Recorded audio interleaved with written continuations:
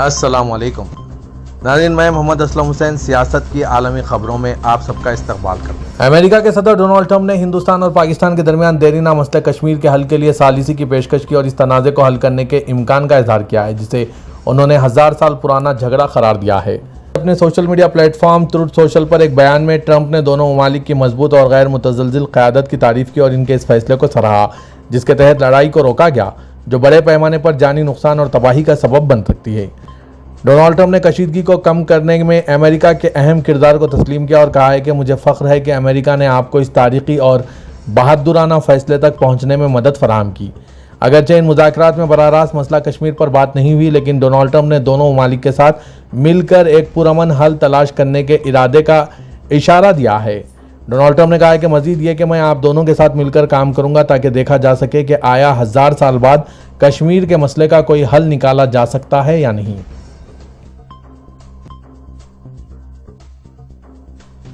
پاکستان کے وزیر دفاع خواجہ آصف نے کہا ہے کہ پڑوسی ملک کے ساتھ مستقبل کی بات چیت میں کشمیر، سندھ، طاس معاہدہ اور دہشت گردی بڑے مسائل رہیں گے۔ ان سے پوچھا گیا تھا کہ دونوں ممالک میں جنگ بندی لاگو ہونے کے بعد ہندوستان کے ساتھ زیر التوا مسائل کا کیا ہوگا۔ خواجہ آصف نے کہا کہ ہندوستان کے ساتھ بات چیت میں سندھ، طاس معاہدہ، دہشت گردی اور کشمیر جیسے مسائل اٹھ سکتے ہیں۔ انہوں نے کہا کہ یہ 3 بڑے مسائل ہیں جن پر بات چیت ہو سکتی ہے۔ جنگ بندی اگر ہم ان کی راہ ہموار کر سکتے ہیں تو یہ خوش آئند پیش رفت ہوگی۔ انہوں نے کہا کہ یقین کے ساتھ کچھ بھی کہنا قابل وقت ہوگا۔ پاکستان نے کہا ہے کہ وہ ہندوستان کے ساتھ جنگ بندی پر آمادہ ہو گیا ہے، جبکہ نئی دہلی نے اسے مفاہمت قرار دیا۔ خواجہ آصف نے کہا کہ ہم امید کرتے ہیں کہ ہندوستان اور خاص طور پر اس کی قیادت ایک نہ ایک دن خطے کے مستقبل کو پارٹی مفادات پر فوقیت دے گی۔ گزرتے وقت کے ساتھ امن کے موقع ابھریں گے۔ انہوں نے کہا کہ مساوات پر مبنی پرامن بقائے باہم جنوبی ایشیا کی ترقی کی کلید ہے۔ انہوں نے اہم حلیف اور دوست ممالک بشمول چین، ترکی، آذربائیجان اور خلیجی ممالک کی سفارتی مدد کی ستائش کی۔ ایران اور امریکہ نے آج اتوار کے روز مسقط میں جوہری مذاکرات کے ایک اور دور کا آغاز کیا ہے۔ ایرانی میڈیا کے مطابق ایران اور امریکہ کے درمیان بالواسطہ مذاکرات کا چوتھا دور چند منٹ پہلے مسقط میں عمان کی ثالثی کے ساتھ شروع ہوا۔ ایک ایسے دور میں کہ جب ڈونلڈ ٹرمپ کے 13 تا 16 مئی کے دورے مشرق و سطح سے قبل واشنگٹن کا موقف سخت ہو گیا ہے۔ ایرانی اور امریکی اعلیٰ مذاکرات کار تہران کے جوہری پروگرام پر تنازعات کو حل کرنے کے لیے بات چیت کریں گے۔ ایران کے وزیر خارجہ عباس عراقچی اور ڈونلڈ ٹرمپ کے مشرق و سطح کے ایلچی پیوک ٹوکوف مسقط میں عمانی ثالثوں بشمول عمان کے وزیر خارجہ بدر البوسعید کے ذریعے مذاکرات کے چوتھے دور میں حصہ لے رہے ہیں۔ تاہم ایرانی حکام کا کہنا ہے کہ رائے عامہ کے سامنے واشنگٹن جس سخت موقف کا اظہار کر رہا ہے وہ مذاکرات کے لیے غیر مددگار ثابت ہوگا۔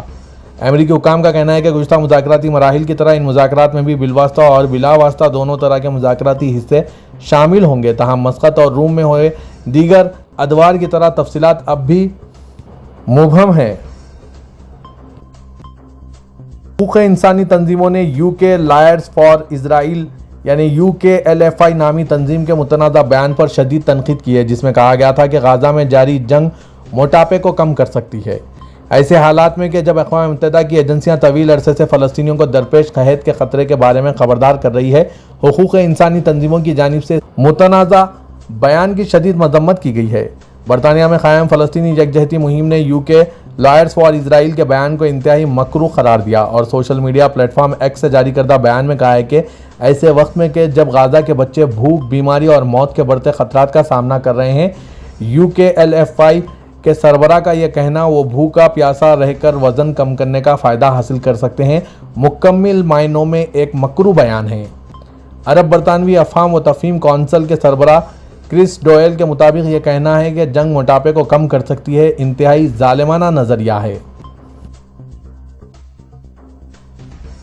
نیو یارک کی کولمبیا یونیورسٹی میں بین الاقوامی طالبہ امتحانات کی تیاری میں مصروف ہیں، لیکن ان کو امریکہ کی امیگریشن پولیس کے ہاتھوں گرفتار ہونے کا خدشہ بھی ہے۔ خبر رساں NCAFE کی رپورٹ کے مطابق کولمبیا یونیورسٹی کے پروفیسر اس وقت دوہری مشکل میں ہیں۔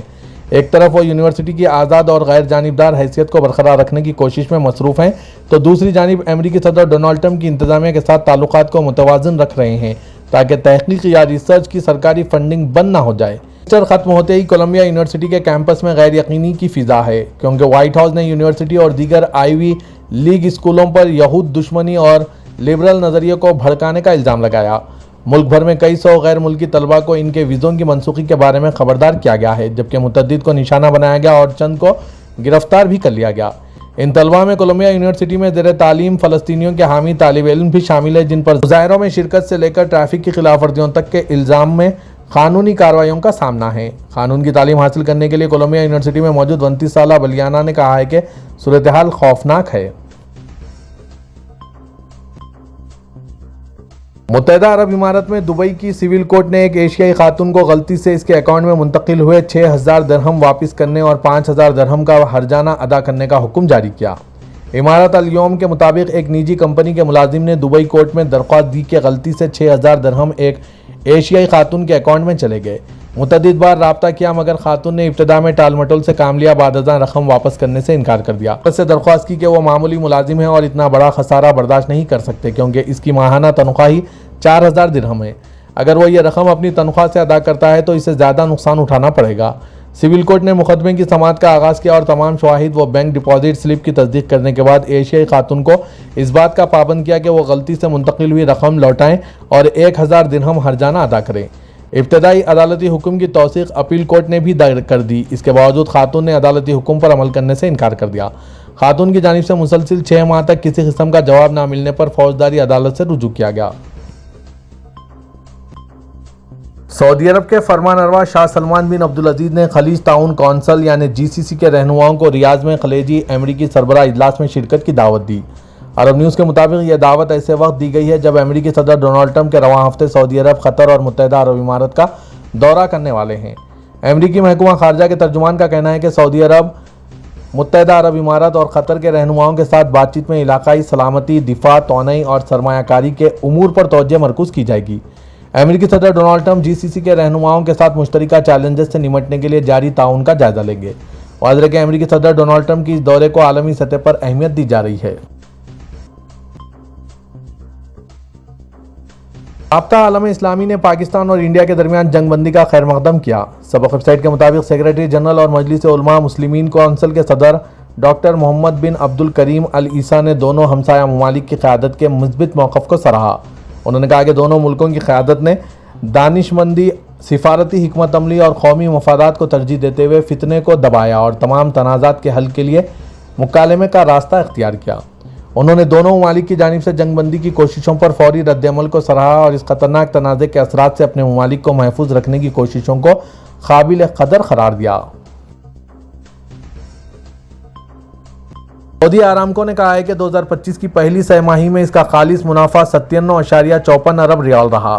سبق ویب سائٹ کے مطابق یہ منافع سال بسال کی بنیاد پر 4.5% کی کمی جبکہ سہ ماہی بنیاد پر 16% کا اضافہ ظاہر کرتا ہے۔ کمپنی کی آمدنی 2025 کی پہلی سہ ماہی میں تقریباً 405.65 ارب ریال رہی جبکہ آپریٹنگ آمدنی 191 ارب ریال ریکارڈ کی گئی۔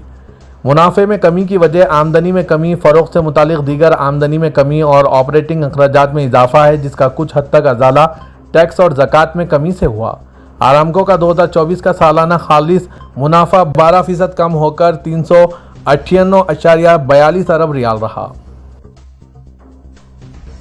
خادم حرمین شریفین شاہ سلمان بن عبدالعزیز اور ولی عہد شہزادہ محمد بن سلمان نے پوپ رابرٹ فرانسس کو مبارکباد پیش کی۔ سعودی پریس ایجنسی کے مطابق سعودی قیادت نے پاپا روم کو تہنیتی مکتوب روانہ کیے۔ سعودی قیادت نے کیتھولک مسیحیوں کے نئے پوپ کے طور پر انہیں منتخب کرنے پر تہنیت پیش کی ہے۔ ترکیہ کے صدر رجب طیب اردوغان نے اپنے روسی ہم منصب پوٹن سے کہا ہے کہ انہیں یہ سن کر خوشی ہوئی کہ وہ 2022 میں استنبول میں ہوئے روس یوکرین امن مذاکرات کو وہیں سے جاری رکھنے کی حمایت کر رہے ہیں جہاں سے یہ ختم ہوئے تھے۔ صدارتی محکمہ اطلاعات کے جاری کردہ بیان کے مطابق آج اتوار کے روز دونوں رہنماؤں کے درمیان ہوئی گفتگو میں دو طرفہ تعلقات، علاقائی اور عالمی امور پر تبادلہ خیال کیا گیا، جیسا کہ ترک کمیونیکیشن ڈائریکٹریٹ نے بتایا۔ ترک صدر رجب طیب اردوغان نے صدر پوٹن کے استنبول میں روس اور یوکرین کے درمیان امن مذاکرات دوبارہ شروع کرنے سے متعلقہ بیان کا خیر مقدم کیا اور کہا ہے کہ ترکیہ ایک پائیدار حل کے نقطہ نظر سے کیے جانے والے مذاکرات کی میزبانی کے لیے تیار ہیں۔ انہوں نے کہا کہ امن حاصل کرنے کے لیے ایک موقع پیدا ہوا ہے اور ایک جامع جنگ بندی امن مذاکرات کے لیے ضروری ماحول فراہم کرے گی۔ ان کے ایک بیان کے بعد کہا گیا ہے کہ ترک فریق مذاکرات کے انعقاد اور تنظیم میں ہر ممکن مدد فراہم کرے گا اور اس دوران پوٹن اور اردوغان نے تجارت اور سرمایہ کاری کے تعلقات کو مزید وسعت دینے میں باہمی دلچسپی کا اظہار کیا۔